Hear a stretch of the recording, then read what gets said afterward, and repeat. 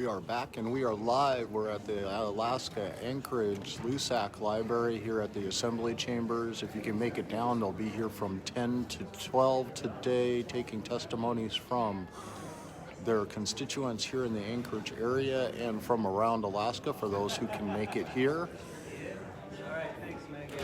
Everything will begin shortly here right at 10 o'clock. The room is starting to fill up with people.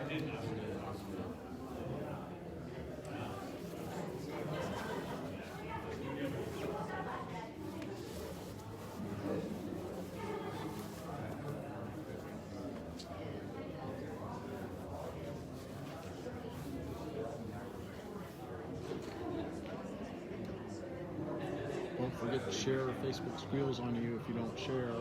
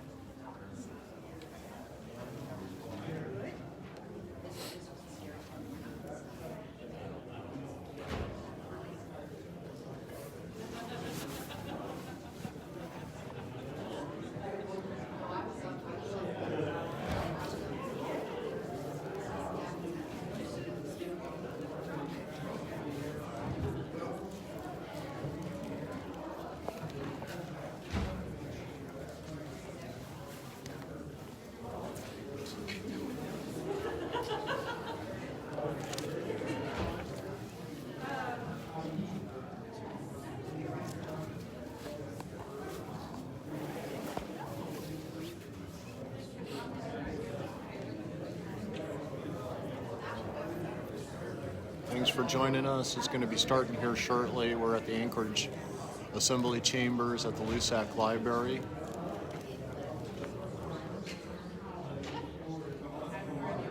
Legislators are beginning to slowly filter in now. It begins at 10 o'clock.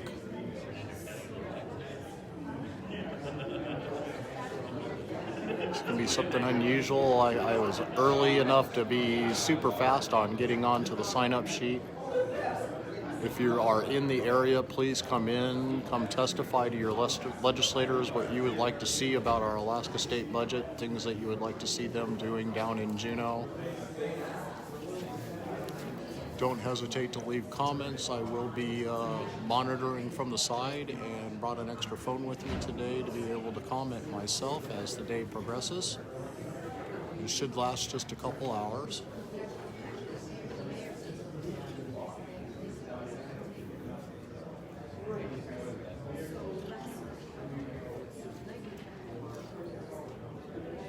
Give me a thumbs up if we got good sound. Don't forget to like.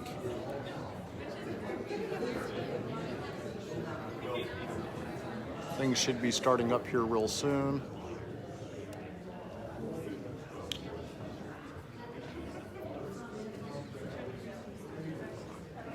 Oh, thank you for the thumbs up.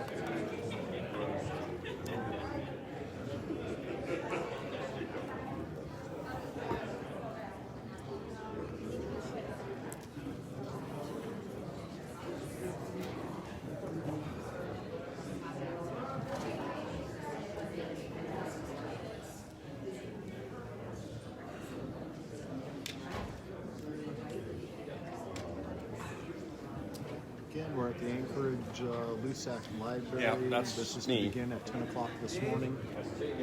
Morning. You have any time now? Sure you're going to be taking off. The room is slowly beginning to fill up. The library just opened up their front doors, which doesn't happen until 10 o'clock, which is what time this is actually supposed to start.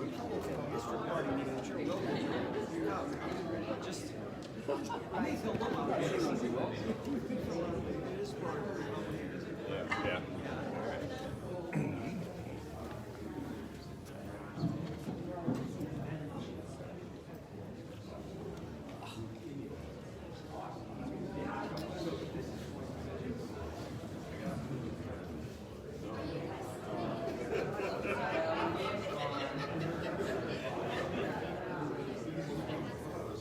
I will be uploading a high-def version of this to YouTube later on tonight.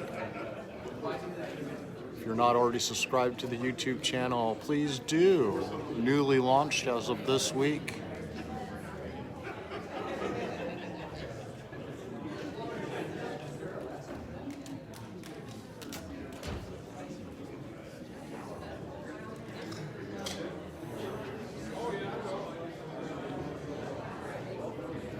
I will be testifying quite early today.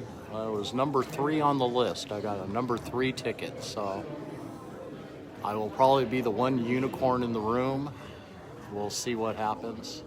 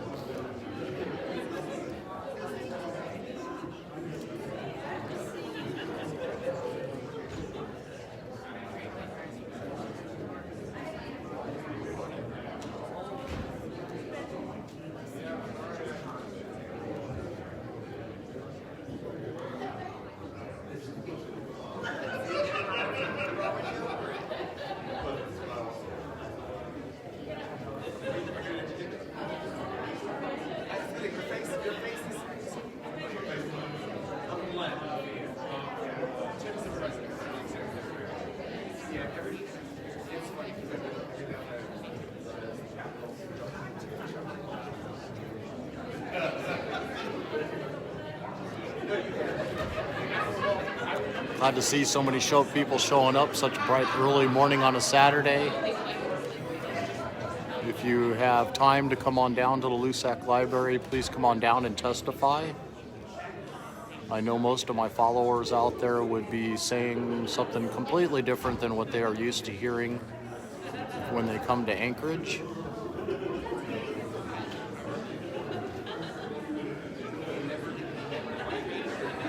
This is your opportunity to speak to over a dozen of our legislators at one time. There's not many of these opportunities available out there, especially during the budget season where they all hide themselves away in Juneau.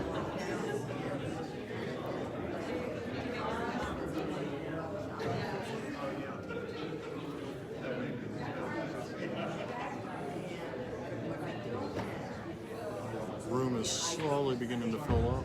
They're just about ready to start their day.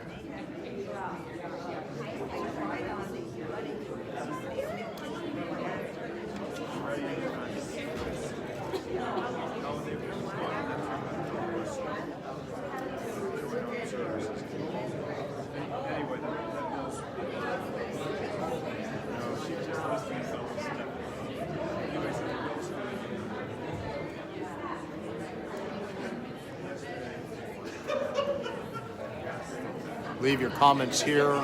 I will be able to comment back, leave your messages.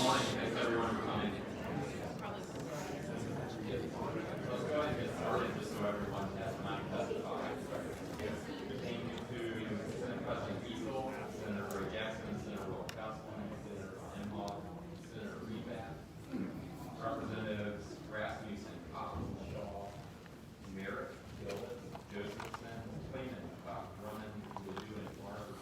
today. There may be a couple of other people on the way.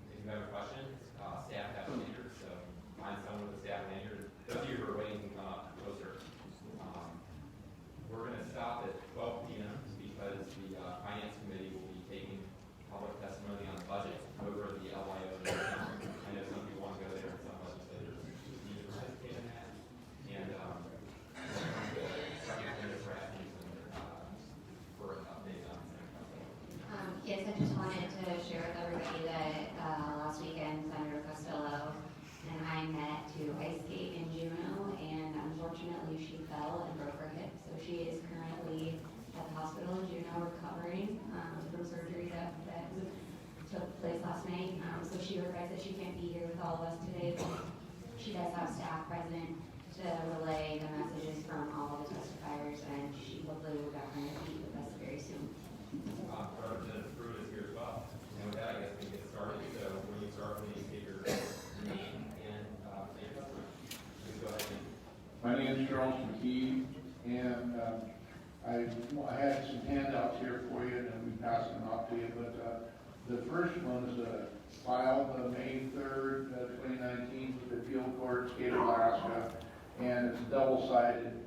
It's on the back side is where I testified April the 25th last year, and for the House bill fish tax, my testimony killed the bill. That retaliation consequently from the Dunleavy administration made me homeless. So the second page is reckless endangerment charge in the court, and I presented my notice of cure and recovery. I turned all that pre-filed in for damages, primarily from slander name, slander credit, $80 million plus, and he also retaliated against me and put an injunction on me because I'm the defendant, and I wouldn't relinquish my beneficiary status like I am now. I'm not relinquishing my beneficiary status to the Sestakay Trust, the McKee Trust, that the state of Alaska owns. You're the trustees. And so I'm presenting the lucrative process by which you people steal money for the state of Alaska with it, and help Bar Association get all this credit from incarceration, from people going before the court, taking upon the liability of the trust. Because when you go in there and speak your name after being sworn in, you relinquish your beneficiary status and become the liability of the trustee. And then the prosecutor then takes the money from you. Thank you for your testimony. We're going to go to the next person just to make sure everyone can testify. Representative Imhof as well.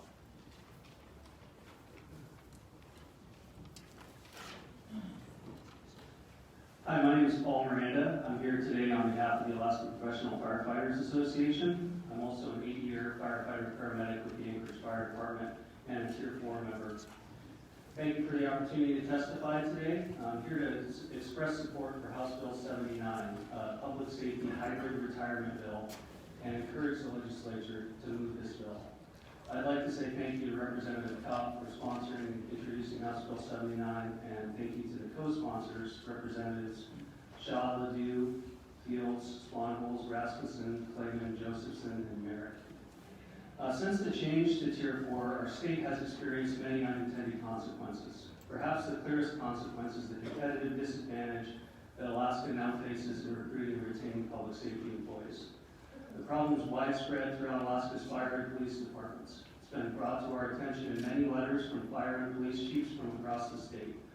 Alaska is one of the only states in our country to offer a mandatory defined contribution retirement plan to public safety employees, and several jurisdictions across the country switched from a defined contribution plan back to a defined benefit plan, specifically to address the same problems we're now seeing in Alaska. Another unintended consequence from the switch to Tier 4 is now apparent is the lack of retirement security that Tier 4 provides for our public safety employees who dedicate a career to serving Alaska in jobs that will take a very physical and mental toll. For years, our professional actuary has told us that Tier 4 will be inadequate for public safety and retirement. However, this has now been validated by testimony of the state investment officer, as well as additional predictions from the Department of Administration. It's no longer a question of whether or not Tier 4 works for public safety.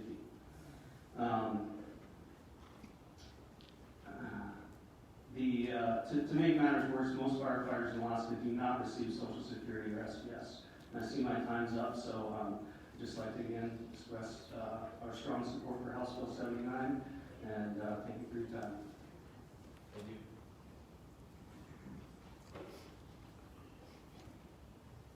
Good morning. My name is Imhof.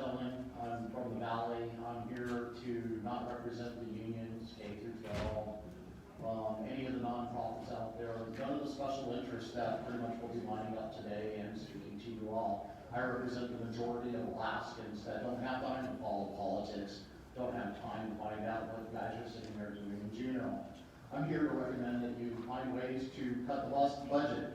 Over the last 4 to 5 years, there has been over 600 bills that have been submitted to you all for reducing the budget in different places in one form or another. Out of those 600 bills that have been presented to you, less than 50 have actually been introduced onto the floors and have happened. Most of them, when they do get introduced onto the floors, are immediately rejected. Please take the time to start looking at ways to reduce our budget so that we can start living within our means. You expect us all here in Alaska to do the same thing from the earnings that we make. We expect you to do the same thing with the earnings that you take from us every year in the form of our taxes. Currently at this moment, I know of several different things that are happening in Juneau. One of them is like HCR 13 that Representative Bryce Edgman has just placed on the board. I understand that this is just a resolution, but you're talking about taking our permanent fund dividend and depositing it directly into the UGF portion of the funds. That's turning our dividends basically permanently into tax revenue to be spent for any way that you see fit, and then whatever may be left over, we get to have after that. The other thing is you're trying to put underneath the tax cap, or the cap for spending. You're also trying to put the PFD underneath that. The PFD has no business being underneath the tax cap or the spending cap within Alaska. The PFD needs to be removed from any sort of capping of Alaska's budget. It is a statutory payment that is transferred from the ERA into the DGF, which it has been that way for a very long time, and it's unfortunate that we're trying to change that now. Thank you. Thanks, Mr. Malcolm.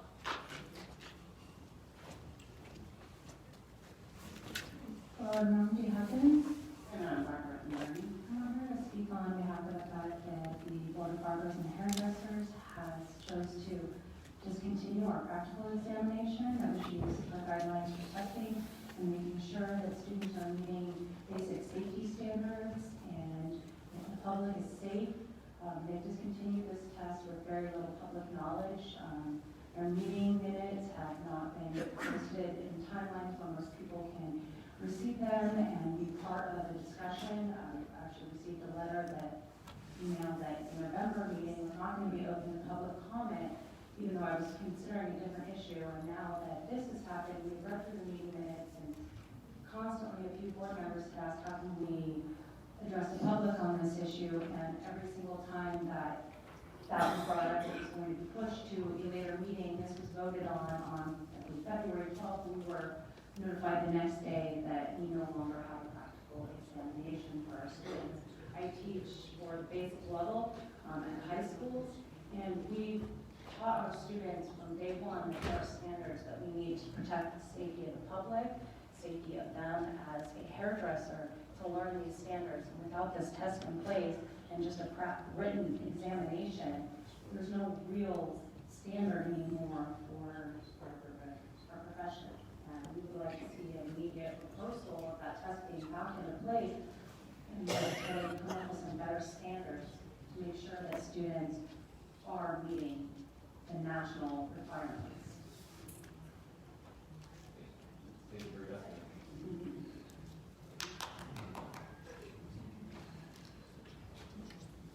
Hello, my name is Rick Phillips. I'm testifying on behalf of all Alaskans.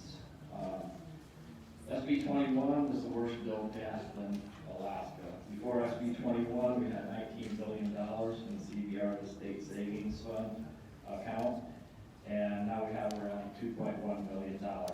We have given billions of dollars to some of the largest oil companies in the world. We give oil companies $8 tax credit per barrel when oil is under $80 a barrel. The first year, the state lost $1.6 billion and billions of dollars every year since 2014. What could the state have funded with the $17 billion we lost? Education, pre-K, which is very important, through 12. Alaska Marine Highway, which is affecting a lot of communities. Medicaid, seniors, and more. I know SB 129 could address some of these problems. Hopefully it'll be heard on the floor. I know in years past, some of the bills like that weren't even allowed to be heard on the floor. And another thing is this, either the primary or in November in the general election, people are going to be able to vote for Alaska's fair share. We bring back over $1 billion a year that we give away to the oil companies.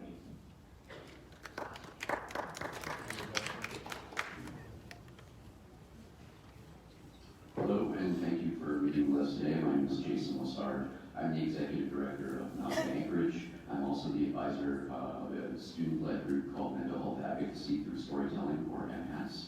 And I'm here today to express my support for mental health education in Alaska. I would like to thank Representative Claman and Senator Gray Jackson for their bills, HB 181 and SB 197 respectively, that would help to place this into statute. 20% of our high school students have a mental health disorder. 50% of all lifetime mental illnesses see their onset by age 14. That's half. So half of all people that are going to have a mental health condition for their lifetime are going into high school with showing these symptoms, and we don't discuss it in our health classes, and I find that shameful. It's not going to be the magic bullet to fixing all mental health problems, but by giving proper information and dispelling stereotypes and tropes that we see in movies on TV and such, we can make our youth more comfortable seeking help for themselves, talking to one another, and knowing how to find resources. There are other states that are doing this. There are other programs that even NAMI has that go into schools to, quite frankly, just really flat out talk openly about these conditions in mental health in general with youth, and they do show progress in youth both feeling more comfortable talking about it as well as seeking treatment. Thank you very much again for your time today.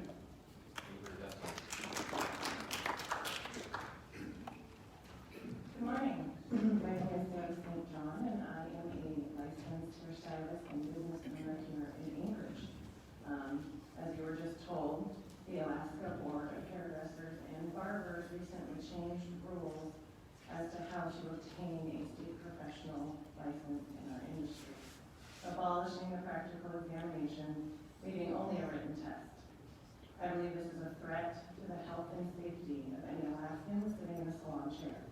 A practical examination is done in a classroom setting, overseen by proctors, scoring your ability to safely apply chemicals to clients.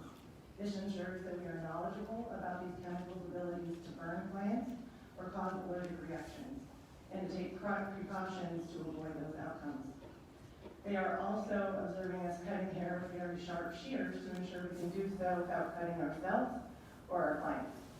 And they observe that we follow strict sanitary standards as to not pass things from one client to the next, and proper blood flow procedures. This will not only affect hairdressers, it will affect barbers who use straight razors on scalps, faces, and necks. It will affect estheticians who use chemicals, laser treatments, and hot wax on all parts of the body. This will affect almost everyone in your constituents and yourself. Almost everybody has hair, skin, or needs that we provide. We will be asking for the rule to be reinstated in the interim until we can get this figured out. We will also be asking for your help to bring attention to the issue and to help us lift up our industry further. Thank you.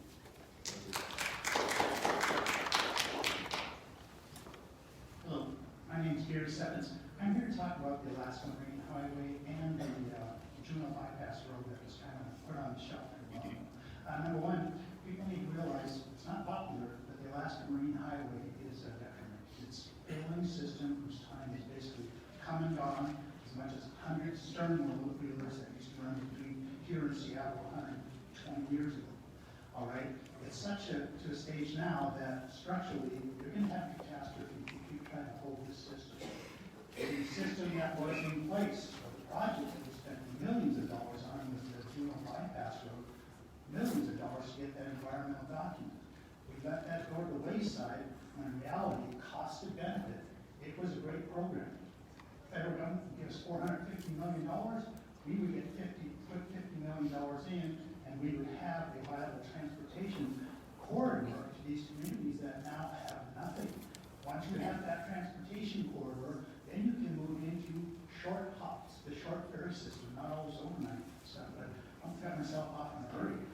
The system we have is aging. It's a time, the mode of transportation has come and gone, even though we've had it for the 50s, the 60s, lovely system, it can't sustain. Somebody's going to get hurt. Thank you. Thank you.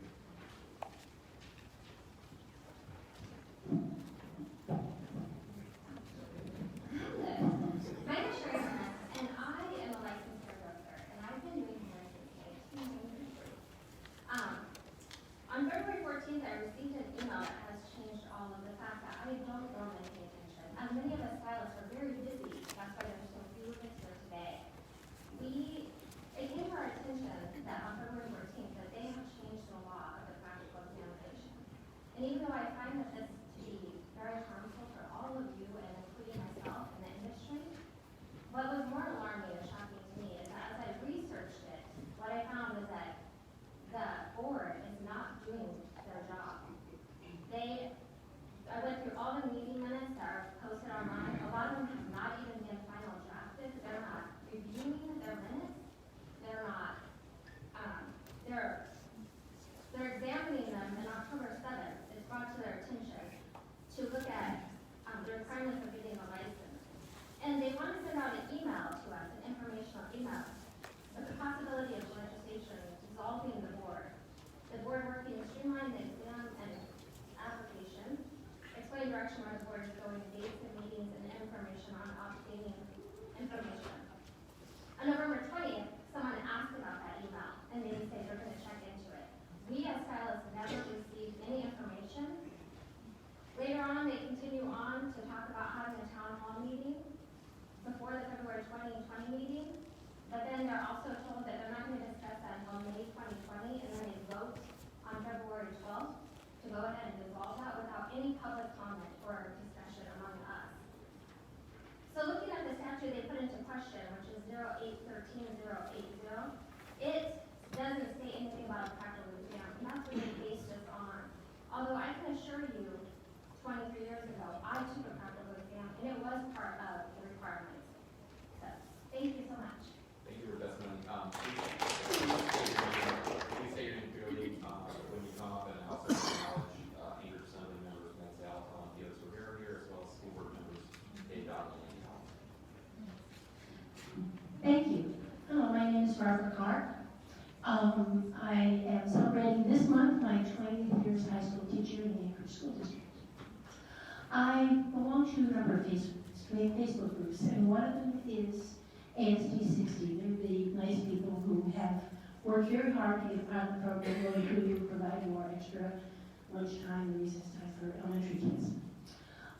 Somebody posted on their group, I think yesterday, the raising again the possibility of school start times and rearranging things so that. And I'm sorry Senator Costello isn't here, so I'm going to chair. And this was my comment on that group. Apparently Senator Costello is proposing mandatory 8:30 high school start time bill in the legislature. I'm sure it will be accompanied by adequate funding for implementation, including purchasing and staffing, drivers' salaries, benefits, maintenance, and garaging for any new buses, that's $110,000 apiece, needed to keep little kids from having to get to school at 7:30 in the morning or staying there until 4:30 in the afternoon, won't it? I guess, too, that she'll also be proposing to first find everything even more important to student success than a different start time. So I was saying the BSA to keep pace with inflation so schools can provide up-to-date curriculum and materials and start cutting staff and programs. What's more, offering a defined benefit retirement and or Social Security to attract and retain the best and most experienced teachers, and addressing the food insecurity, housing and inadequate housing and homelessness, domestic abuse, and physical and mental health issues that disproportionately beset so many of Alaska students. You know, right? Because all that, not decreeing what time the buses will run or tinkering with which curriculum to use, that's what the state legislature very urgently needs to devote the 90 short days of its legislative session to.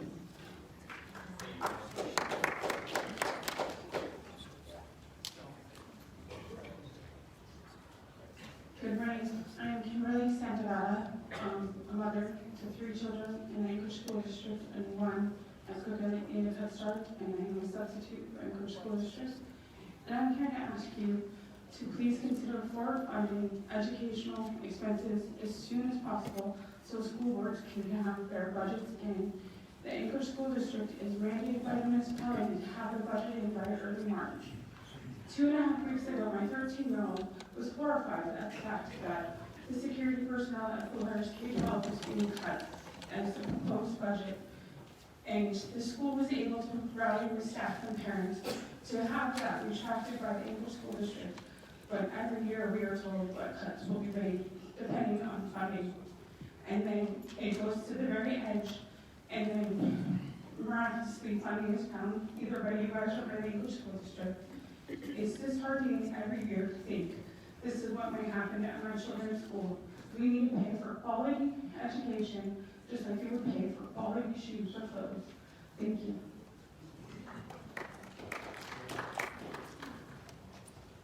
Good morning, everyone.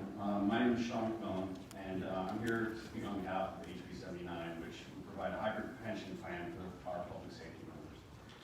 I'm also a 15-year veteran of the Anchorage Fire Department. I currently work as a firefighter paramedic in China area.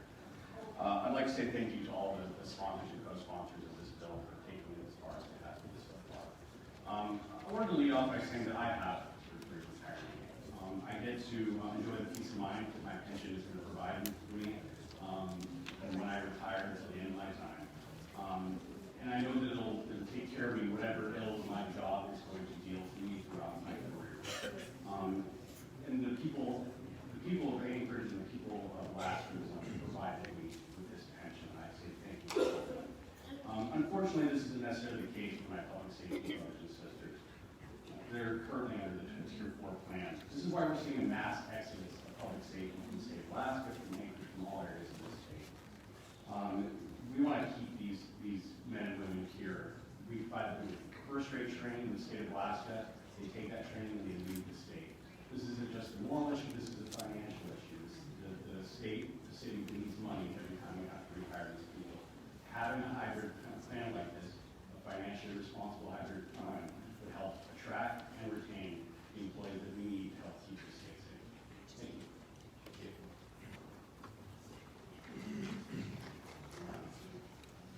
Good morning, everybody. My name is Chris. I'm a new firefighter with the Anchorage Fire Department. I'm here in support of House Bill 79. I'm originally from Washington State. My family lives in Anchorage, and Alaska has been home for the past 14 years or so. I'm beyond grateful to work for such a great department. This is where I want to stay, raise a family, and retire. But when I talk to my good friends who are firefighters in states such as Washington, and we talk about the Left 2 pension retirement plan that they have and the retirement security it provides, it can be hard for someone who's in their 30s, a Tier 4 member like myself, to not be interested in these job opportunities in these other states that offer the pension and retirement security. I just want to thank you again for listening to me. Thanks. Thanks for testimony. Thank you. My name is Andy Holman. I'm a retired educator on the ASD and currently a board member on the Anchorage School Board, speaking for myself today. I want to reference testimony from someone earlier who mentioned 20% of graduating students have dementia disorders on site. At the same time, earlier this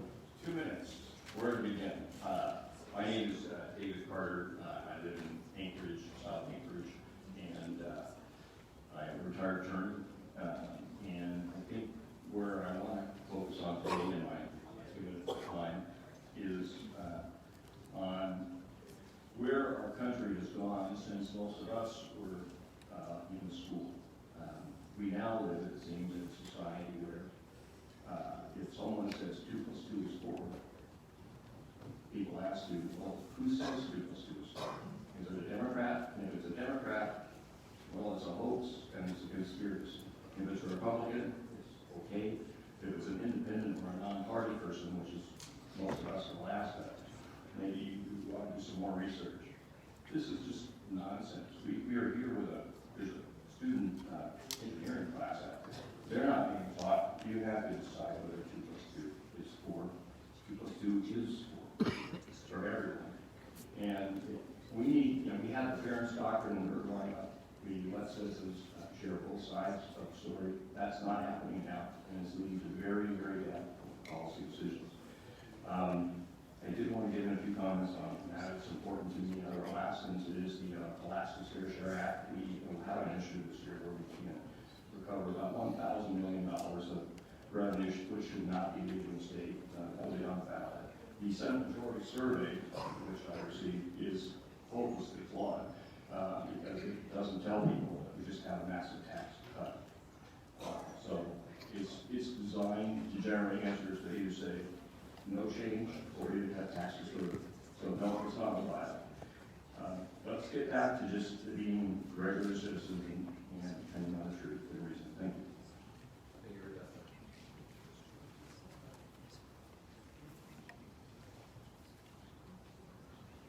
Hello, good morning. My name is Carrie Carpenter. I'm one of those nice people that was mentioned before that co-founded the ASD 60 group that was fighting for the rights of extra recess and lunch for children. But today I'm here to support the Health Bill 181 for mental health. My daughter is a 9-year-old daughter in the Anchorage School District, and she is one of those kids that suffers from mental health and would benefit from the passage of this law. I'm also here to talk about support of HB 205, which is the forward funding, and to support HB 236. So adequate and equitable funding, wisely spent, it matters to our schools, it matters to our students, it matters to our families, and it matters to our communities. It matters to the future of our nation. The base student allocation in Alaska has not been adjusted since 2014, which means the cost of living continues to rise as it mounts to cuts in education. Health has been cut, and even if the classroom teachers are the best teachers to teach health, what happens is because when health has been cut, we have to do a late start for elementary school, which results in an hour less of school for our kids every single week. Well, if a kid starts kindergarten through K through 12, that means they will get 2 months less of education in our district because we had to cut the health teachers. That's 2 months less. Many nations like Singapore and Finland that have invested well in education have surged ahead economically. I'd like to see Alaska surge ahead economically as well by investing in education. Research shows that when adequate money is spent on education, especially for students from low-income families, achievement and graduation rates improve, as do outcomes such as employment and wages. Flat funding for education is short-sighted and it defies current research. Please pass the forward funding bill, HB 205, which does not cost the state any extra money, but does make a positive impact on schools. And I also ask you to pass the HB 236 to allow for adequate education funding. Policymakers, especially those at the state level, must take school finance into their own hands, and please do right by our students.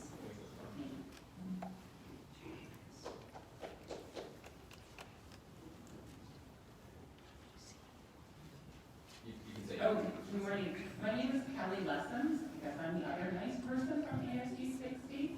I'll introduce myself that way from here on out. Senator Revak and Representative Gillis are my advocates in Juneau. I'm here today to ask you to do everything you can to support excellence and equity in education. That takes money, that takes strong policies, and it takes structural change. And I believe that it's within the realm of the possible. My work here has begun with ASD 60, thinking about links between nutrition and learning. I think they are strong. I encourage each of you to look into incorporating better protections for those at the state level for every child in Alaska. I encourage you to support Senator Costello's bill SB 149. I think that's evidence-based time that will improve all student outcomes. I know there are problems, Ms. Clark mentioned them. Support for those, the implementation is crucial. I absolutely support forward funding of education, as Ms. Carpenter mentioned. I support any combination of increased revenues, oil tax, education head tax. I don't care. The money needs to get there because I've seen the Alaska Common Ground slides, and for the next 10 years or so, our expenses are going to outpace our revenues. No combination of cuts alone is going to get us as a state to where we need to be. It's up to you guys to create the policies and to put the money there in order for us to have equitable and excellent education. Thank you.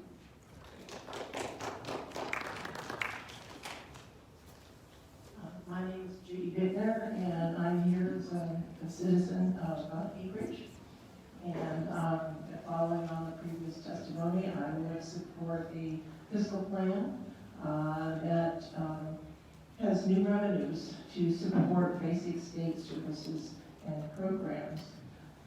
I work in the cultural realm, so I particularly want to have a stable base for our historic preservation, arts, libraries, museums, and archives programs that just provides a basic civil society for Alaska and helps communities preserve their historic resources in their sense of a unique place in Alaska. Some of the basic services, university. We need a viable university, and I'd like to see some of the university programs restored so we have a good, strong, viable university for the state. I've got grandchildren in the Anchorage School District, and I'm just quite dismayed about some of the cuts in the quality of education that is going down in our communities. Also, although I'm not on a coastal community served by the state marine highway system, I think the marine highway system is an essential transportation system, and I hope that that is restored to a viable transportation system to the coastal communities. It's essential for their economic well-being. Thank you.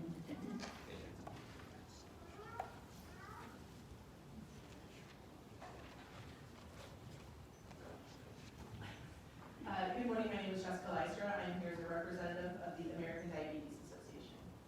And I'm Sherry Roberts, most importantly a mom to 2 out of 3 children with type 1 diabetes. I wanted to talk to you about the rising cost of insulin and the impact it has on families in Alaska, including mine. Insulin costs have, read the statistics, insulin costs have tripled between 2002 and 2013 and have doubled since then.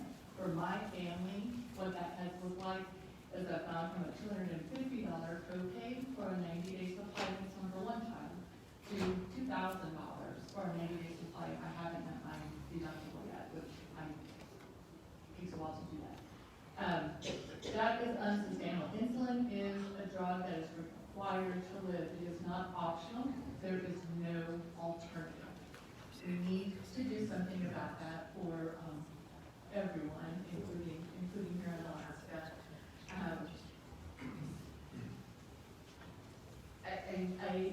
I did see a bill introduced this week to cap the cost of insulin, so I'm very excited for that. HB 265, and look forward to working with the sponsors on progressing that for Alaskans, making it a strong bill. Thank you. I want to acknowledge the work of Mr. Marcel is here as well. The next testifier.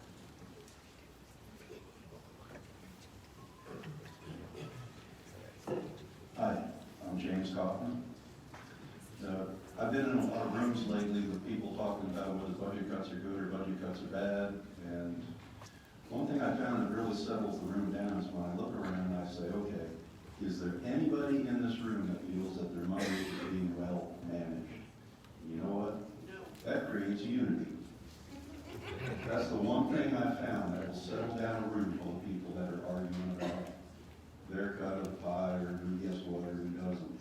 So to that point, I got digging around in the comprehensive annual financial report. Just imagine that, just a common citizen digging around in there. It was because I got tipped off by a buddy. If you go in there, there's some amazing statements. It says, Alaska's rents and royalties are not reported in accordance with generally accepted accounting principles, and management declined to correct the misstatements. The statements included an overstatement to the general fund, royalty revenues of $99.8 million, and an understatement of $99.8 million due to other funds.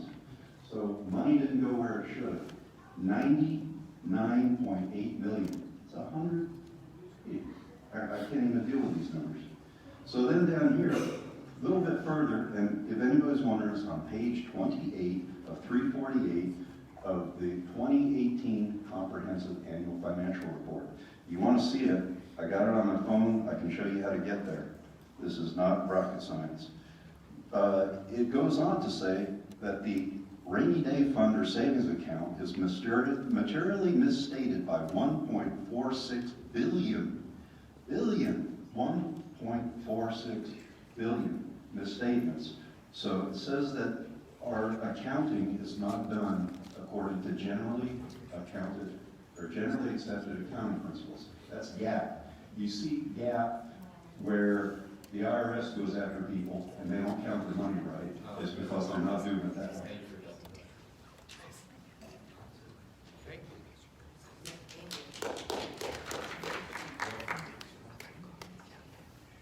Good morning. I'm Janet McCabe, speaking out of concern for Alaska's future.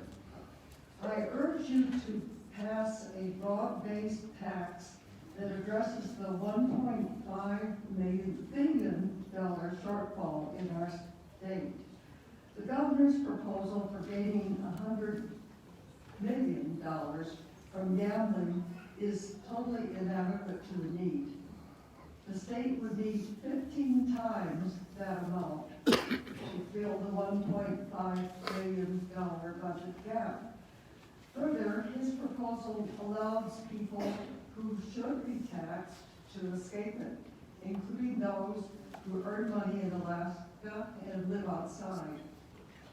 So it's up to the legislature to take the responsibility for leading in this matter.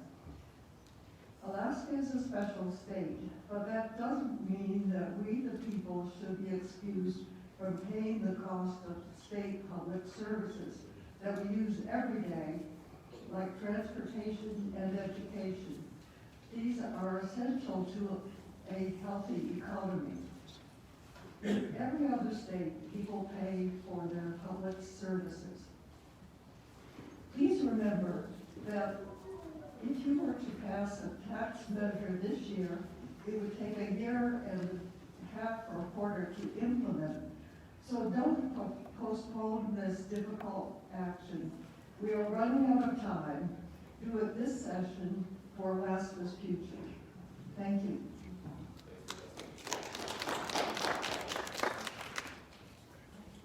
Please come forward. Oh. Excuse me.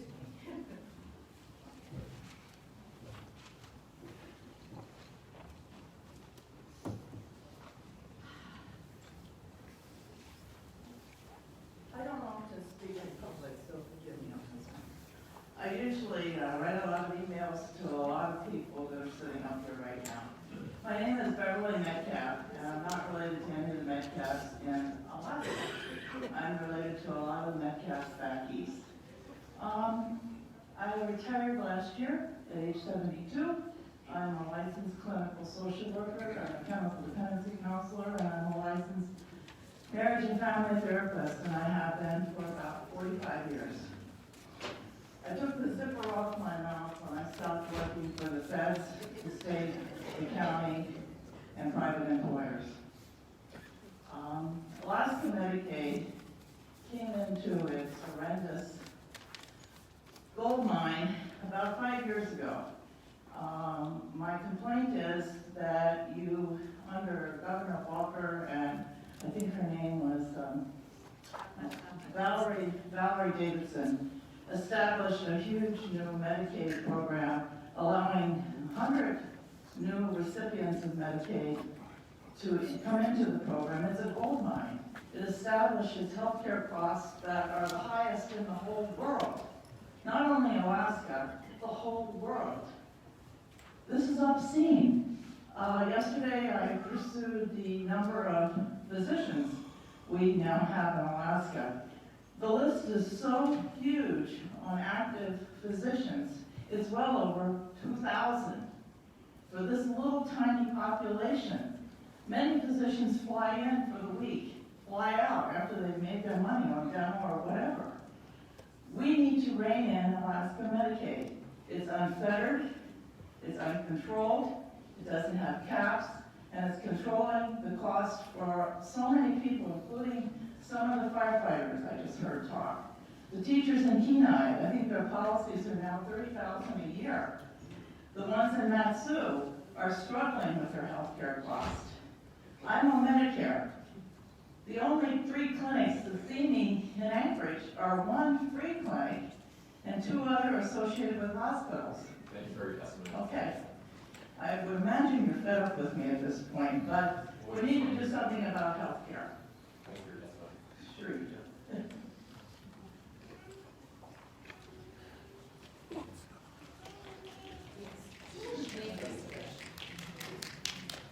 Hello, my name is Jean Fuller, and I've been a hairdresser for over 15 years now, salon owner for over 11. I'm here today to support my fellow professionals in our industry on the removal of the practical examination for our industry. I would equate this to someone taking a driver's license test and only taking the written part. And that raises great concern for me, being in the industry for safety of our guests. There are chemicals that we deal with that can cause permanent damage to the follicle if left on too long. And I fear with this ruling that there will be a public safety matter that can be permanent for folks without the consumer knowing. This ruling is kind of done without the public knows. That's another concern of mine too. And it was greatly influenced by a private organization, Metro Oasis. So I'd like to ask, as far as the due process of rulings like this, to be looked into by the folks in the future. We also have a concern of the board dissolving here in the next few months. So that's another concern I'd like to raise to your attention, as our standard of our industry is being kind of swept under the rug right now. So I would like to support our hairdressers, professionals, barbers, estheticians, because it will greatly impact everybody in this room in our state. And I would like to also keep that standard up to protect our future industry as far as keeping our health standards up. That's my biggest concern. So thank you for your time. Thank you for your testimony. I want to acknowledge Elvi, school board member from Maple River is here. Is there anyone who has a number under 23? I just want to make sure we haven't missed anyone. Okay, great. Anyone else after this gentleman who has a number under 23? Okay, so I think we're at number 24, and if numbers 25 and 30 are lined up, then we'll stay in order. Thank you. My name is Mark Marion. I am East Anchorage resident. I live in Senator Giessel's district and Representative Pruitt's district. You know, they talk about forward funding education. Why don't we forward fund or permanent fund dividend checks? Let's start with that. And then we can start budgeting from that, because, you know, for the past 5 years, for a family of 4, $20,000 has been stolen from Alaskans, okay, to pay for services that we don't need, okay? And therefore, you know, we have pink slips for anybody that wants to tax Alaskans more. When you apply for a permanent fund dividend,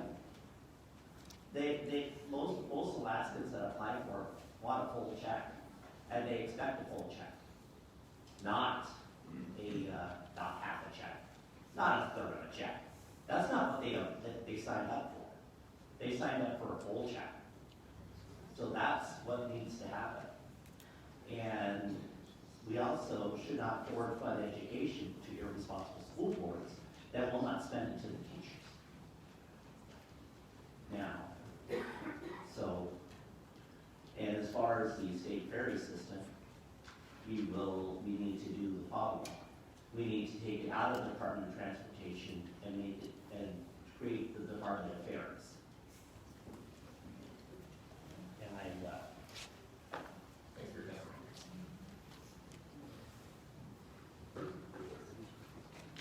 Yes, my name is Russell Callan from East Anchorage. Two things I'd like to speak about briefly. First, education. Looking at all the needs, I basically agree with taking $40 million away from the University of Alaska. But I'm disappointed that $40 million was not spent on K through 12. In my opinion, okay, you get about $3 back for every dollar you spend when you spend it on K through 12. And as looking at the University of Alaska, I see it throwing a lot of money down the rat hole. Second thing on the dividend, I would look at the dividend relative to the sales tax. A family of 5, you're taking more than $5,000 away from them that they're not able to spend. If you substituted that with a sales tax, they would have the $5,000 and they could determine what they were going to spend that money on and still pay the tax. And that might make a difference to them. What I'm saying is, taking the dividend is actually, in my opinion, more aggressive than a sales tax. Thanks for your time.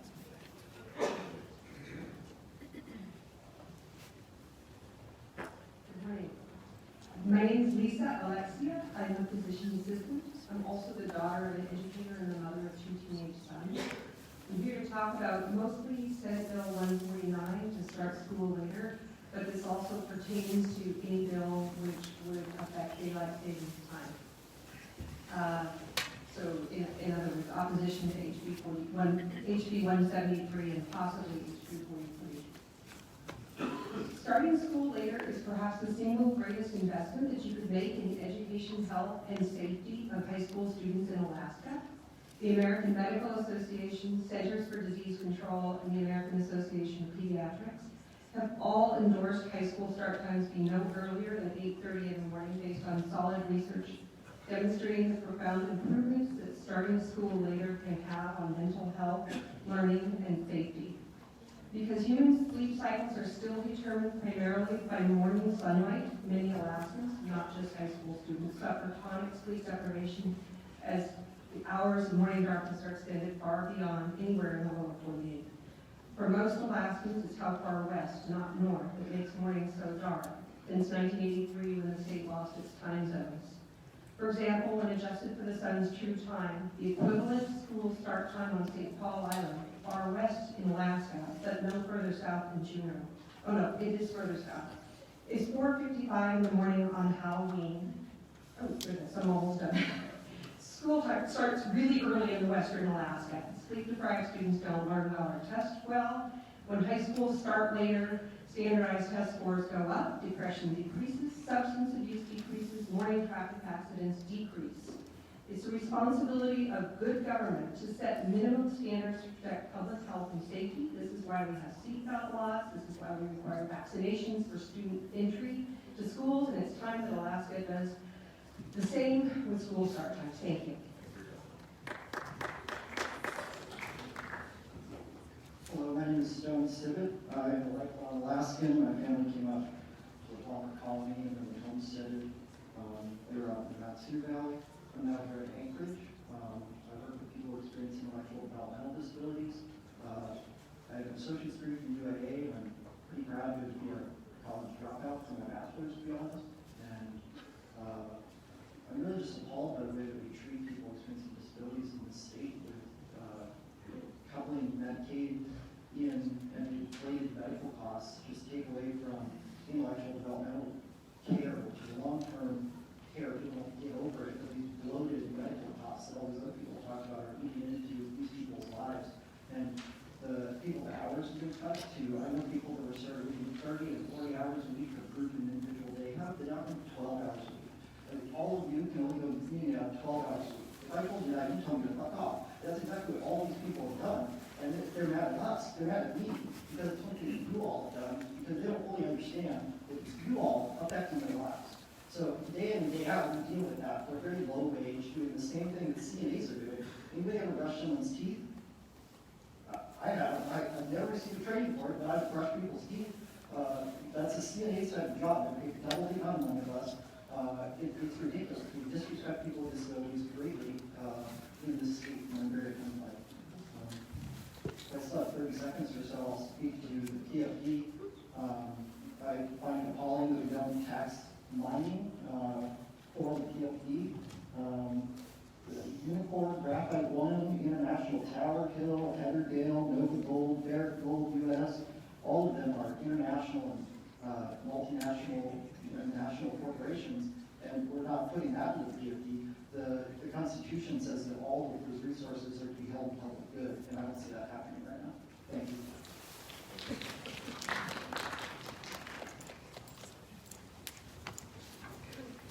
Good day. Thank you for allowing us to spend you today. I appreciate it, and thank you for serving the state of Alaska's legislators. So, what I'd like to say today is I hope that you can put many past situations behind you and work together and get a lot of wonderful things done this session. I'm running for assembly right now, and my dear sister has told me, she said, Christine, keep your chin up and keep your neck out. And there's a number of legislators here today that have suffered greatly for their positions who are actually protecting the best interest of the state. We need to cut the taxes.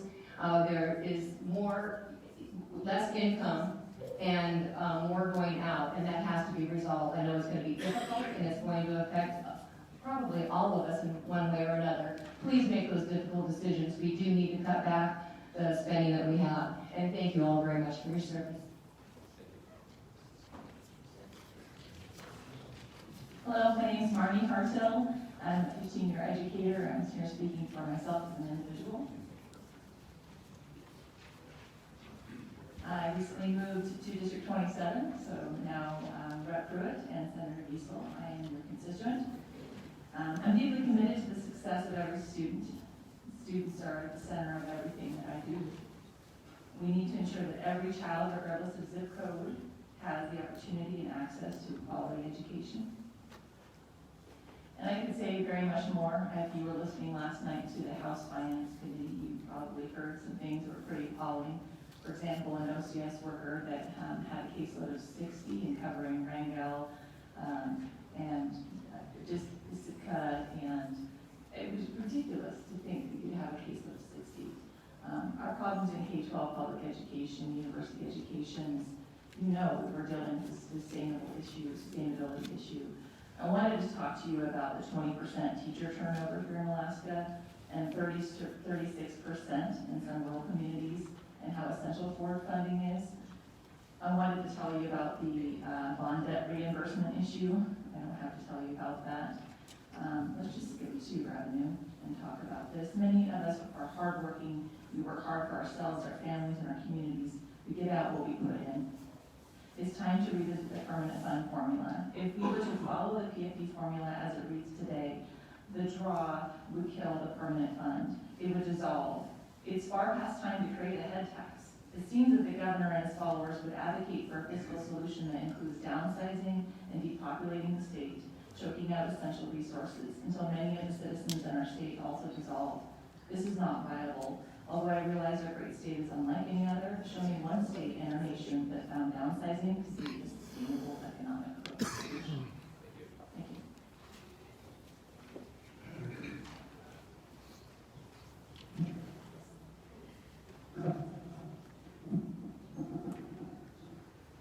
My name is Eugene Carl Haberman. Alaska resident for over 42 years, approximately 20 of those years resident of Anchorage, and currently resident of Matsu Valley. We are in a state of budget crisis. This is not new news. I've addressed that and said that was going on for a few years. been running $2 billion, $3 billion a year out of that rainy day account. What's happened? Now we're in more of a problem, how to fix it. Less opportunities for the lessons, less opportunities and options to fix the problem. But what is happening, and the key cause of it is basically one word, greed. Greed's there, continues in this problem. We need to think of us, when I think about as an Alaskan, I don't think first I live in Mexico. I don't think if I was a resident of Anchorage or Fairbanks, I think first as an Alaskan. We need to think ourselves as Alaskans first. And what's happening is we're fighting among ourselves. We're not respecting ourselves with other people. And how are we going to resolve the problem? We can't say we really have a real competent credit rating in our state with the rest of the country. It's going downhill. I continue seeing meetings and where even in that school board meetings in Anchorage are held the same night as the assembly meetings. While this Anchorage assembly is holding public hearings on the budget, the school board is held public hearings on the school bonds. Where's the chance for the public? And just recently I attended a lot of meetings.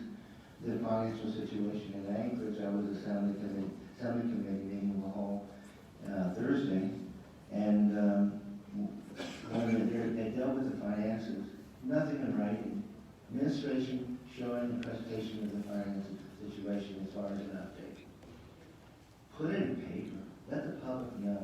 Stop the meetings in City Hall and have them hear the people be participants. Thanks, Mr. Haber. And thank you very much.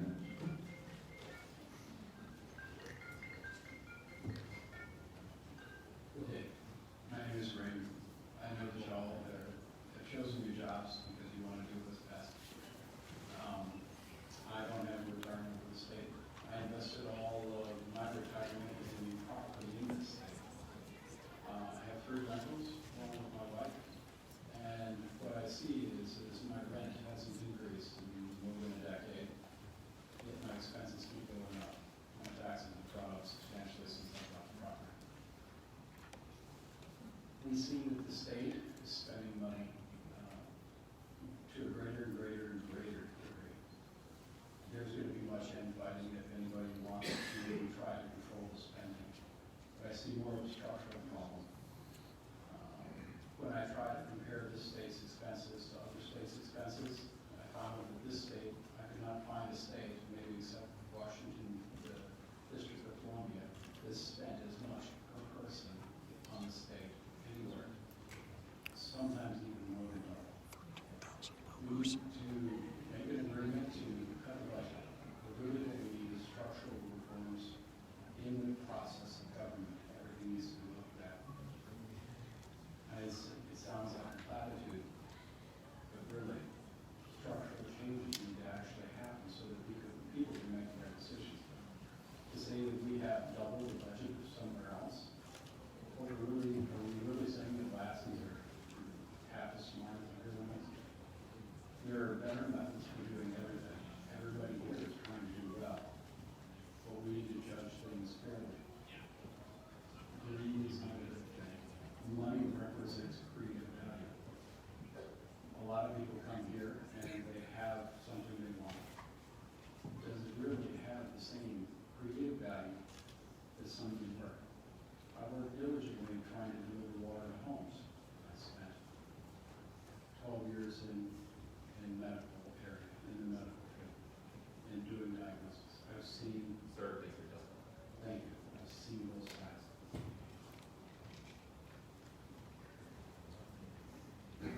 Hello, my name is John Fletcher, and I'm not going to ask for money. I am a member of the Ocean View Old Sword Highway Railroad Committee. I'd like to invite you to look at my website, www.railroadalaska.com. And on the homepage, you'll see a letter from Don Young that summarizes in no uncertain terms of the state that was made in the transfer of assets from the federal government to the state when the railroad was sold to the state in 1982. I'm here to support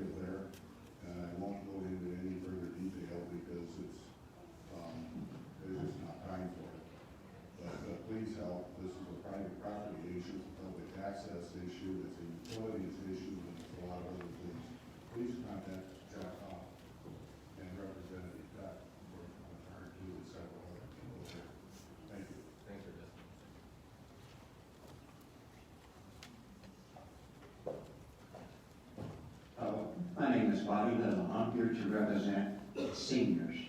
You buy a home with the intent to have a place to retire. You work most of your life paying for it. And then once you pay off the mortgage, you got a new mortgage called tax. That's unfair. You can buy a home in Russia right now. You pay your mortgage off, you do not have to pay another tax on that property. And that's fact. The thing that I see is wrong with our government is we have you supposedly here to represent and protect our rights. Okay? And the freedoms that go along with that, but I don't see that. We keep falling short. People in this government take money from us and build buildings. And when someone comes to protest it, you shield them in front of the law. And that's unfair. If you fail to pay your property tax in Anchorage before you can dry the tears from your eyes, they foreclosing on you. We need to change our attitude toward people who put the money in government to run it and stop running. Pull your bootstraps up and stop spending. Thank you. Good morning, my name is Denise Graham. I'm a nurse, registered nurse and in advanced practice registered nurse. Excuse me for my cold. I would like to have the legislators please consider the Board of Nursing recommendations for changing statutes for adoption of the nurse licensure compact. I was living in Alaska for 14 years when I took a short break and moved to Florida, where I got to experience the benefits of having a compact license in Florida. It was a benefit to me, to my patients, and I really appreciated that. I returned back to Alaska recently and had to give up my compact license, and that had tremendous financial impacts for me. But besides that, there are tremendous benefits to the nurse licensure compact. It is excellent for patients, which are my main concern. It is wonderful for healthcare for the state of Alaska. It brings in business, it's good for business, and it's also good for our nation. The Department of Defense is even in support of the nursing compact licensure compact. So please consider the adoption of these changes in statutes, and thank you for your public service.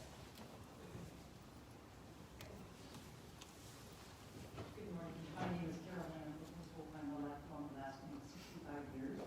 And I just have two comments that I'd like to make. One, since I've been here 65 years, I was here when Governor Hammond was our beloved and well-regarded governor. And he was instrumental in helping us at the FD. But also he said that he warned the state about getting rid of our Alaska state taxes. And he said that once we get rid of them, and are able to get them back, and it is necessary for stream of revenue to support our infrastructure. Our Alaska State Ferries, for example.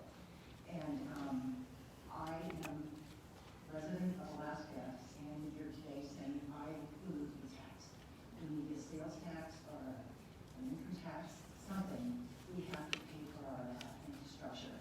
And I've got to tell you, I am appalled at what's happened to our state ferries. We've got to fix that. So thank you all for your service and your work, and good luck.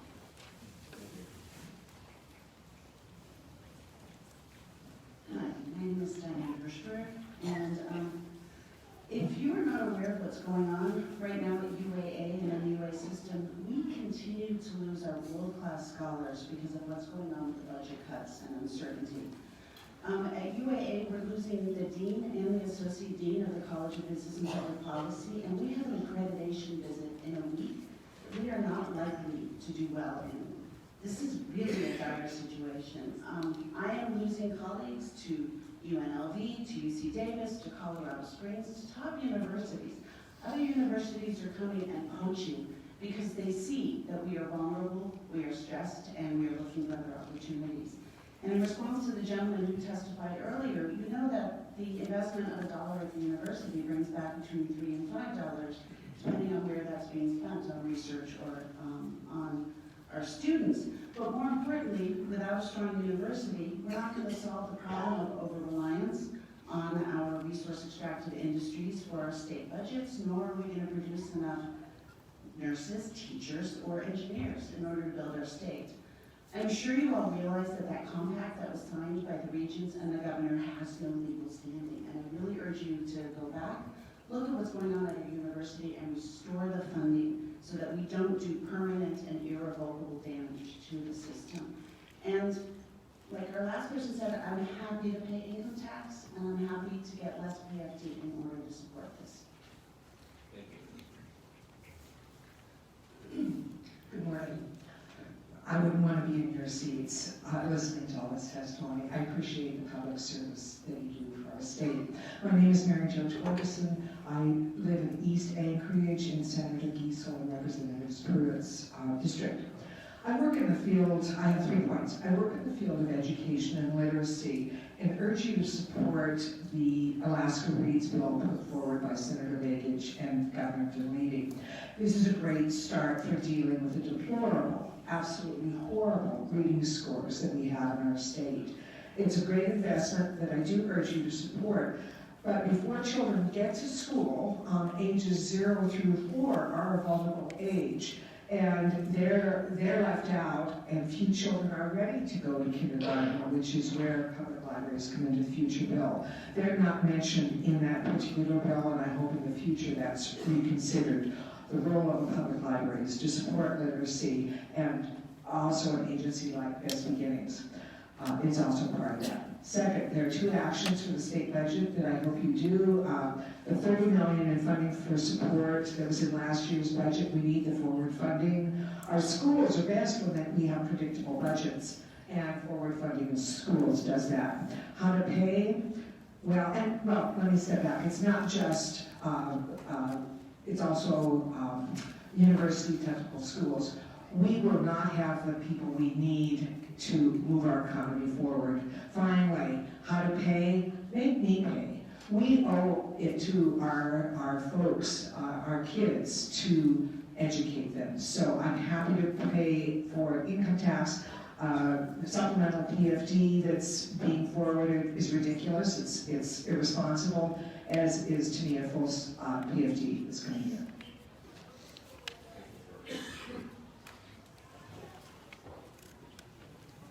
Members of the legislature, I'm Nick Begich, and I'm here on just one issue, and I know you guys really will call this session, but I've put forward a paper on the issue of homelessness. I want to change the narrative on that just a little bit, because I grew up in Anchorage, and all of you who represent Anchorage have seen what's happened in Anchorage over the last several years. And I want to change the narrative from homelessness to what I believe it actually is. It's drug addiction, alcoholism, and substance abuse, predominantly, and mental health issues.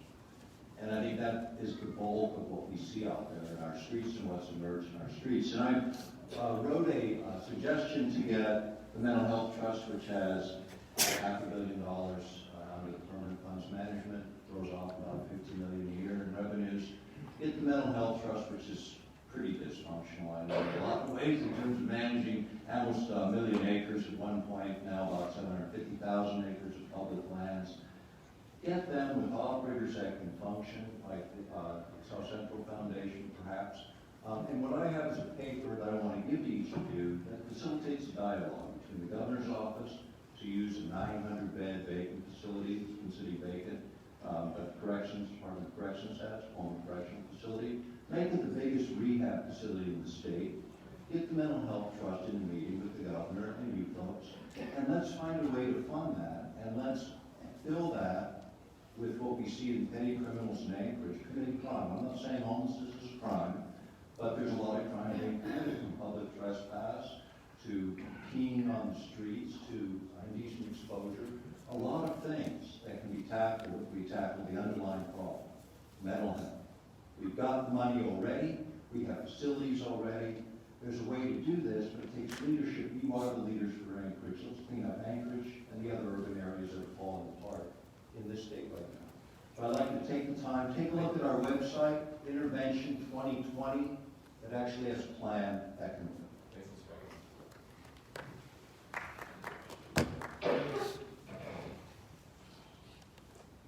Good morning. My name is Dave Hansen. I'm a 46-year Alaska resident. My wife and I have spent those 46 years working very hard to build our state so it provides adequate services. We've raised our children here and very successfully in large part because of the public services provided.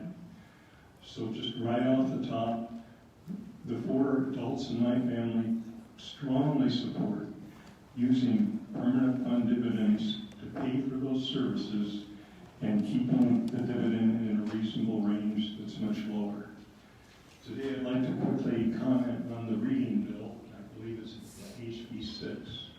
First of all, I'll say before anything else, if we don't have forward funding to keep our teachers here, this bill is a mockery.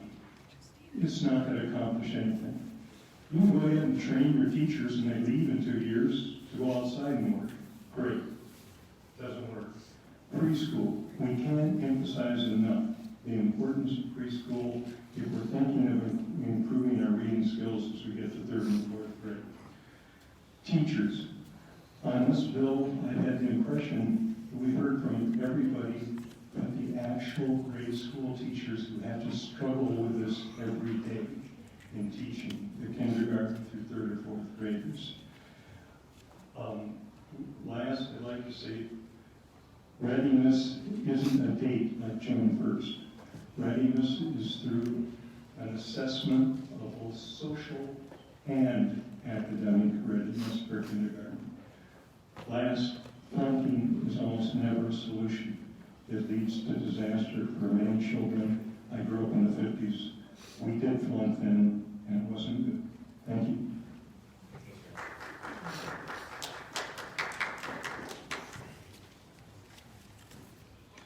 Good morning, I think it's still morning. My name is Sara Marset, and I'm president of Anchorage School Board. And I just want to share some numbers with you. These are FTE changes from FY13 to 2020, and it doesn't include the changes that we'll be making for next year. Instruction, we cut 308 positions. Special education support services, 17. Support services for students, 51. Support services for instruction, 59. School administration, 7. School administration support services, 1. District administration, 5. District administration support, 9. Operations and maintenance, 75. We have closed 2 schools. We have merged 4 programs to save money. We have listened to you.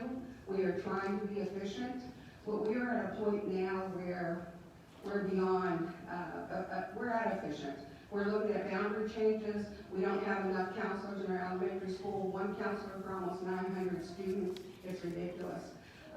We had our meeting, our budget meeting just this week. We had many parents there testifying because their program was going to be cut. We were able to save that, but we're pulling money out of our reserves to do that. And we're already at 8.5 in our reserves.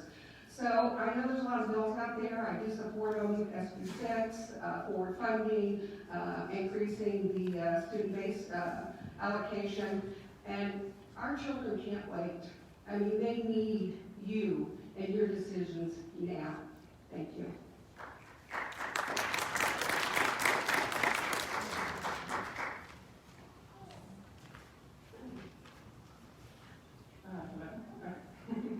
Hi, thanks for being here, you guys. I actually just got back from Juneau to see you.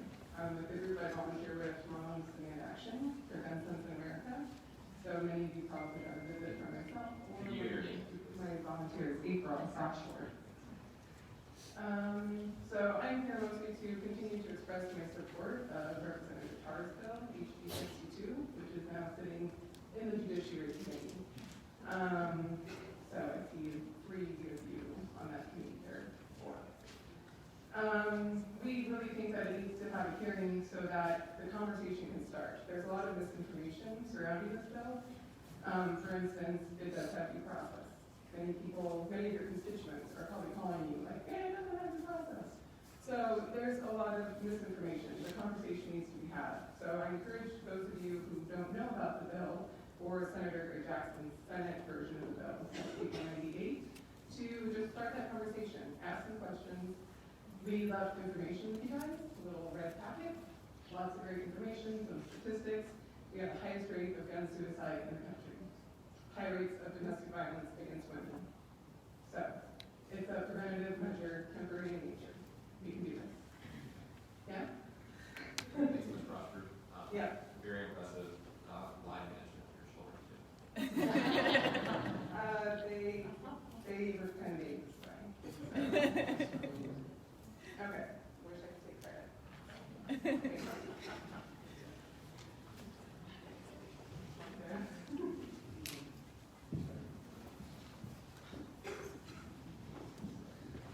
Dave Donnelly. I guess before I was a parent of twins in 6th grade and on the Anchorage School Board, I was co-chair of this caucus 3 times. Back in the late 1990s, 4 of us on the Senate Finance Committee got together and decided to try to write a formula for school funding in Alaska.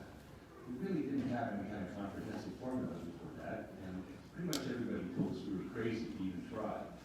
But the result is basically the current formula that's held up for over 25 years.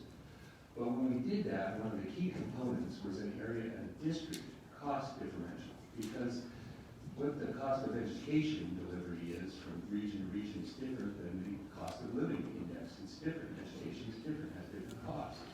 So we commissioned with the Institute of Economic and Research at the university to develop a study and to give us an assessment of what it costs to live education in different areas of the state. And that became a component of the formula. And as you know, the formula is just a mathematical equation, essentially.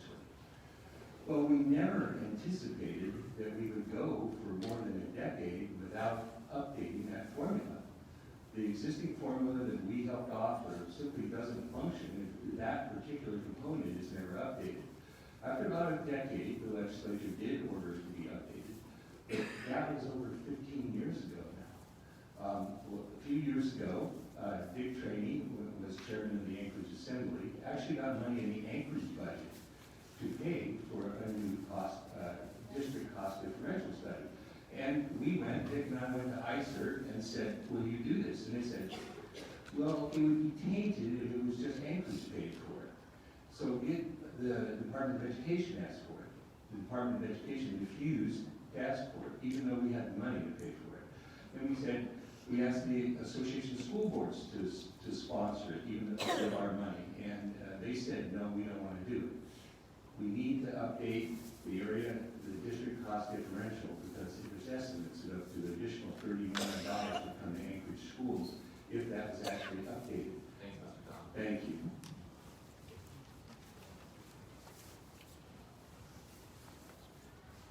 My name is Kayla Saxon, and I am here to speak strongly in support of the Alaskan 3 legislation that Senator Kopp and Governor Dunleavy have supported.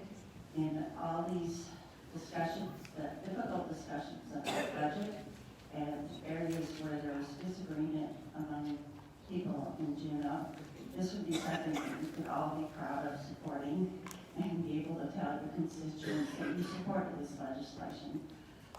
My first job out of college was director of Anchorage Head Start. My last job before I retired was working for an organization now called Revak. And I'm an early childhood educator that strongly support the reading component. Thank you.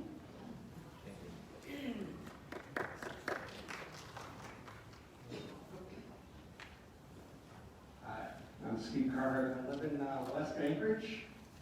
I gotta take some time as we're in here. It's reported we don't pay anything. And I'm just going to push back a little bit on that. My federal income tax is an equivalent of about 20% on a fixed income. This supports 34% of your state spending. Much of the rest, including roads, schools, police, and fire, are paid from the 16th highest equivalent property tax in the country, and now an added 5 cent per gallon fuel tax. My roads are plowed with property tax supported uni trucks. My schools, from a 0.24% of that property tax goes to the school support. The state reported in your websites that only 60% of the state population pays a property tax or a sales tax. So when you add a tax to, when you add a tax, that's one on top of what I'm already paying. You add the excise tax, the fishing tax, and the highest sin tax in the country. We pay for water and sewer and garbage pickup, no free transfer stations. A state operating budget that increased through 2019 70% since 2005, with only a 10% increase in population. It exceeds inflation. The population is dropping. I'm done. Thanks for your testimony. Anyone else wish to testify tonight? My name's Dustin Darden. And I'm talking to you guys. The Bible says we wrestle not against flesh and blood, but against principalities and powers and high places. Now we have allowed human sacrifice to take place in our land, and God will not allow it. Recently, there was a bill that was proposed to alleged Republican conservative people who stand for life, and they shot it down. There's a woman behind me right now who forbids it leaving her committee. And I lift her up in the name of Jesus Christ that she turned from her wicked thinking and that she passed this bill, this HB 178, which stands for the unborn. I plead the blood of Jesus Christ over this land. I'm not done, son. Here's the deal. You have turned your back on the most defenseless, innocent people in our land. So we need to pass HB 178. I'm lifting you up in prayer in the name of Jesus Christ that you think about this. When everything's done and you sit in eternity, did you look out for those ones who had the little tiny hope for life? But you said, no. Are you going to turn from that and stand for that one? Just like all of you, just like me, we all started in a profoundly huge manner in a small way. But especially you who call yourself conservatives, you must pass a bill to stand up for the innocent, defenseless, because you have that ability. And if not you, the janitor, somebody must stand for these people. Kopp, you must do something as well. Everyone who calls yourself right to life, go ahead and do it. Because if you don't do it, I'm going to do it, or the janitor's going to do it. Thank you. It's hard to follow that. My name's Sam Moore. I live in Harriet. Our Representative Drummond is Senator Great Jackson's district. Here, I just want to speak briefly in favor of, well, first let me say I consider myself a progressive Republican. I believe in strong Republican conservative values, not necessarily aligned with the previous person, but whatever. I want to speak in favor of a broad-based income tax. I believe that that is the fairest, most progressive, most logical way to raise money in a broad-based, fair manner available to us today.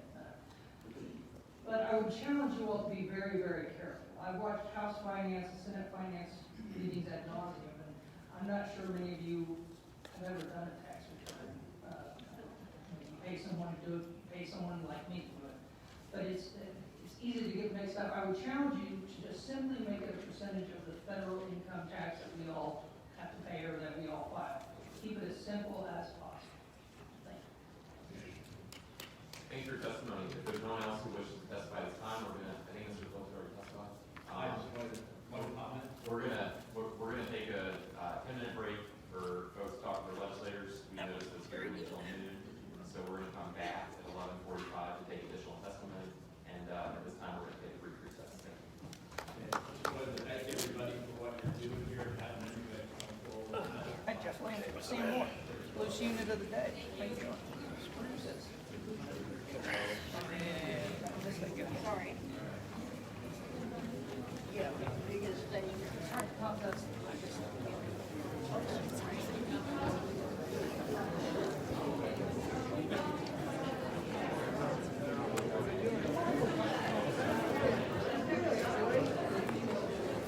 All right, don't run away. We'll be right back. I'm going to continue to keep running live here.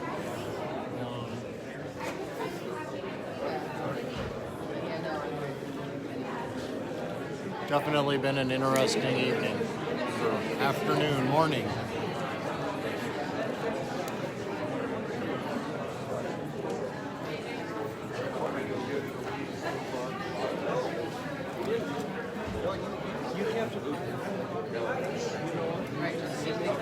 Yeah, I know.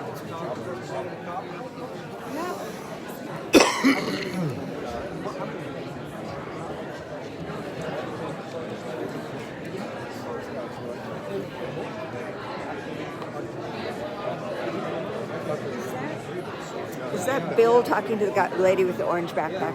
Bill Wojcicki? No. Who is that? I can't think of his name, but that's not Bill. Okay.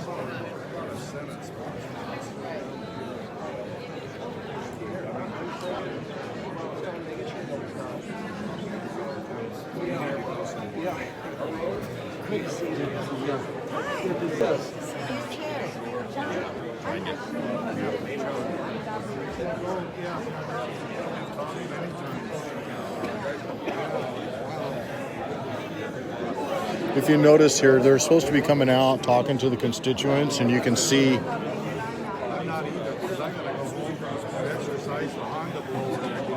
the group over here. They have no interest in really talking to us.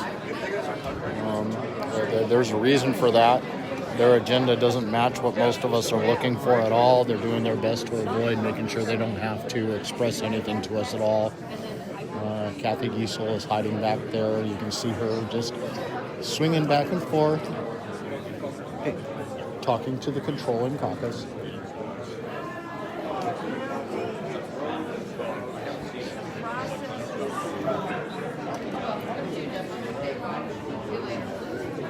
We've got Ivy Spinanza, who's definitely has a lot of issues. $1 million trust fund baby.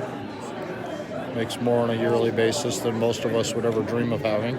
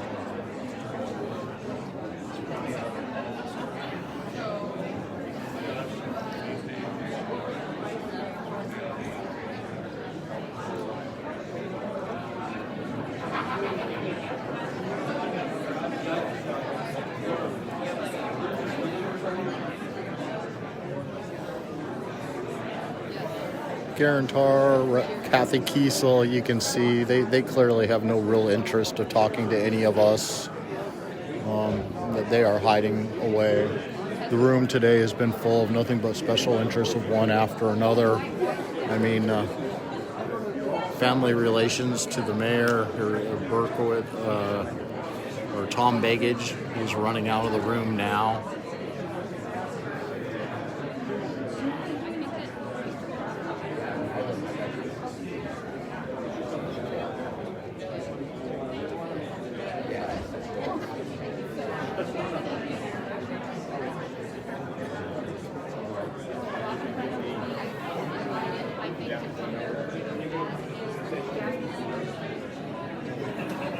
Oh, finally Cathy is going to come out and talk to someone. Oh no, she's running off to go talk to one of the people that she works with.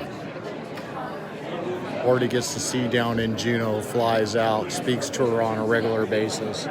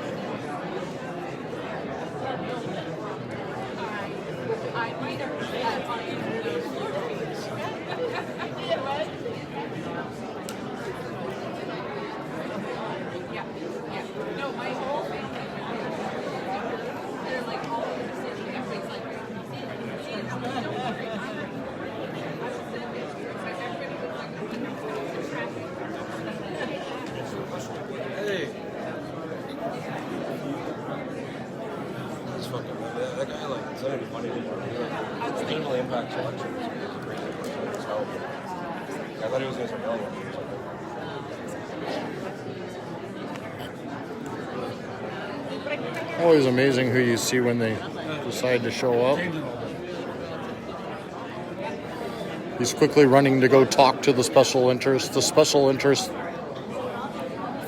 far alt-left media. Good old landfill.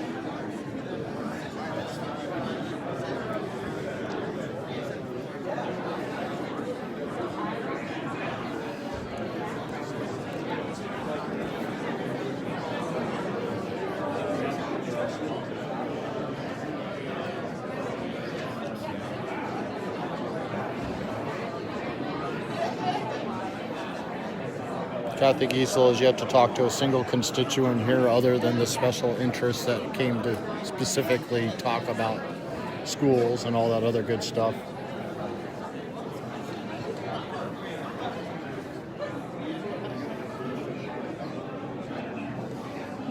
If you haven't shared already, don't forget to share. We have about another 15 or so minutes here. They are shutting us down promptly at 12 o'clock.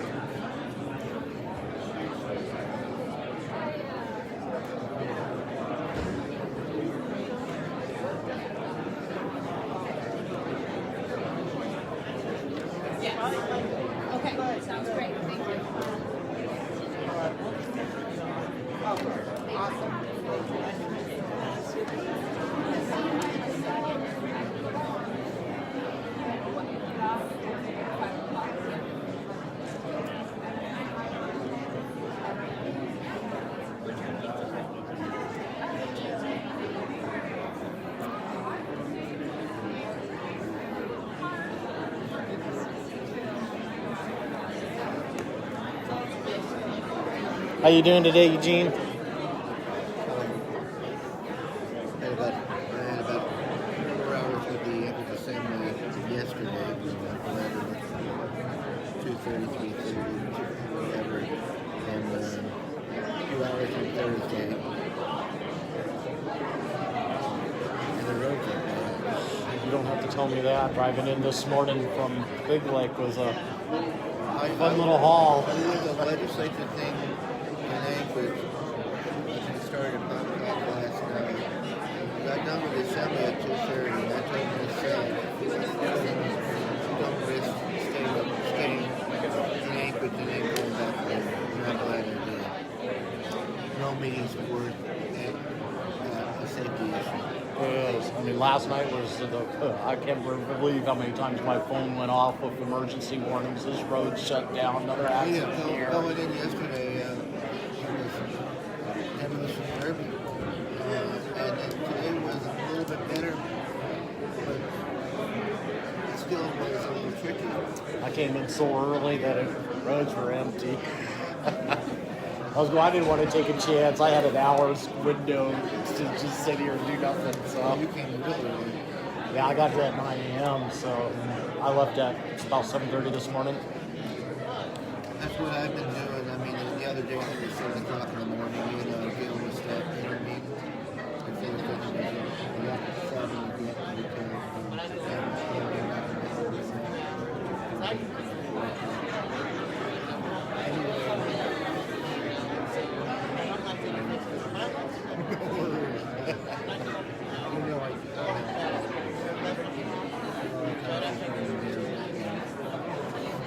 You'll be seeing me more and more.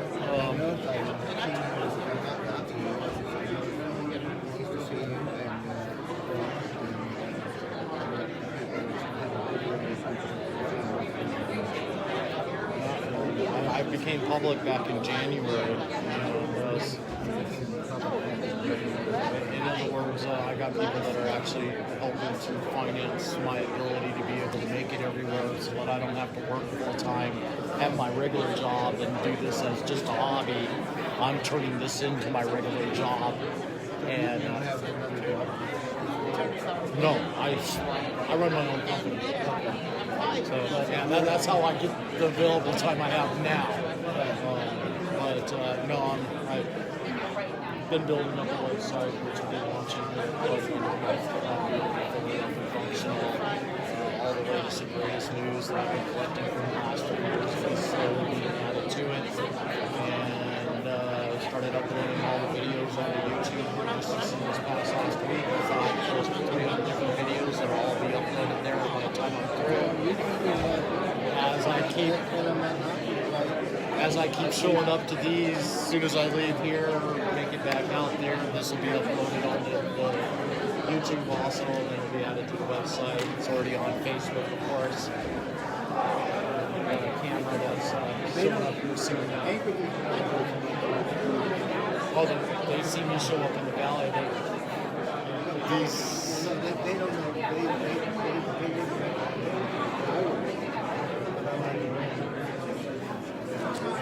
Yes.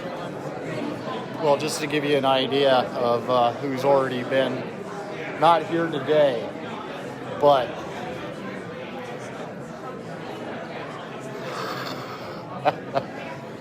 she's not here today, but you know, yeah, but she's not the Anchorage Caucus. True. She's not the Anchorage Caucus. The Anchorage Caucus is the ones up there. I'm not saying they should be here, but the thing is, yes, we know.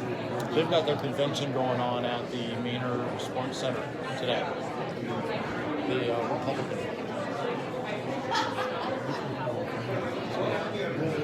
All I know is it's a district Republicans convention for the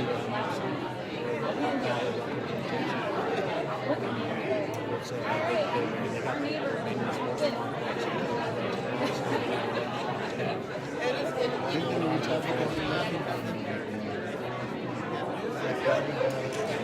to build up support for November. This is to start out with the November elections. We're trying to get all the parties I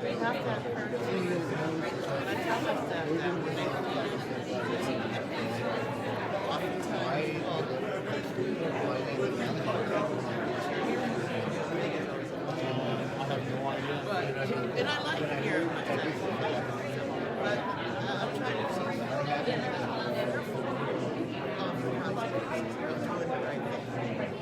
And so I got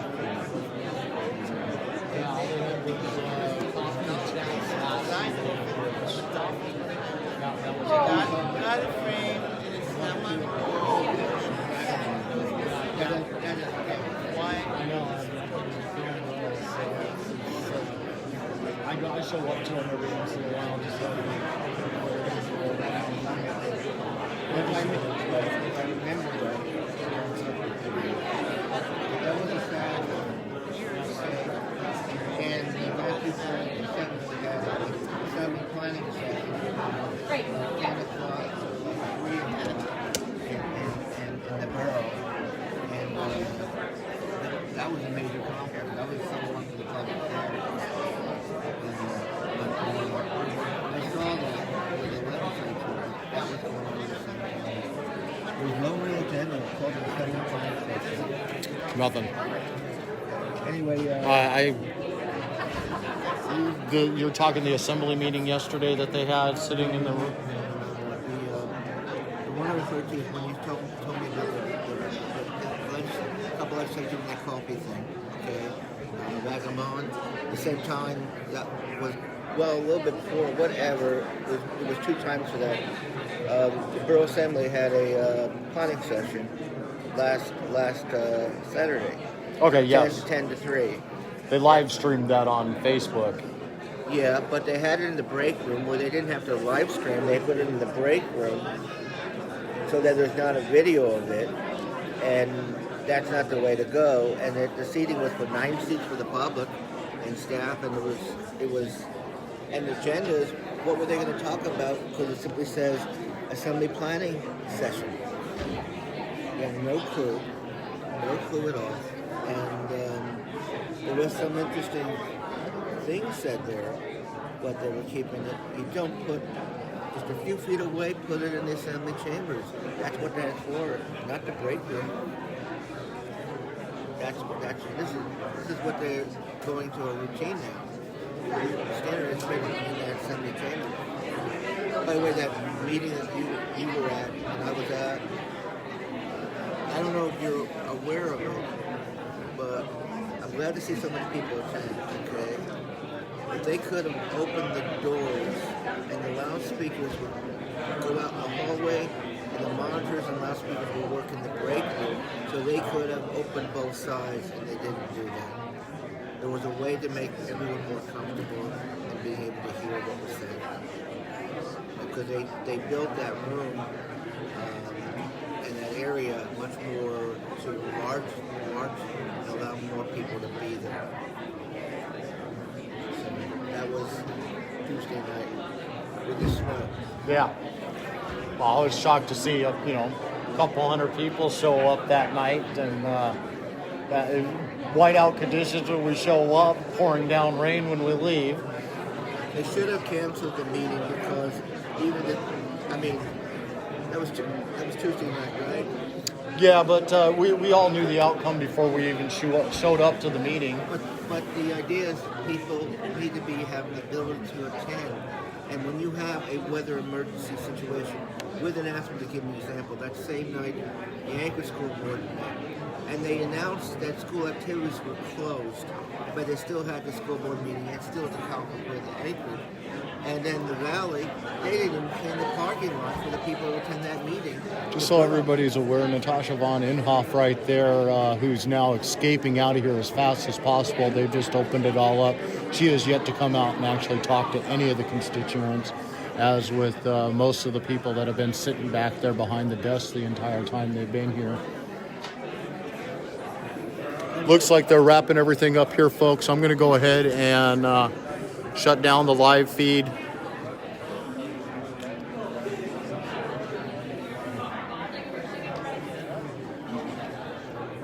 Thank you all for tuning in. Don't forget to share. Facebook squeals on you if you don't share. Stay tuned. I'll have a full HD version of this posted a little bit later on today up onto Facebook and going on to YouTube. And soon we'll have the website launched. I'll give you the address on where you can find that at also. Thank you all for tuning in and have yourself a wonderful Saturday.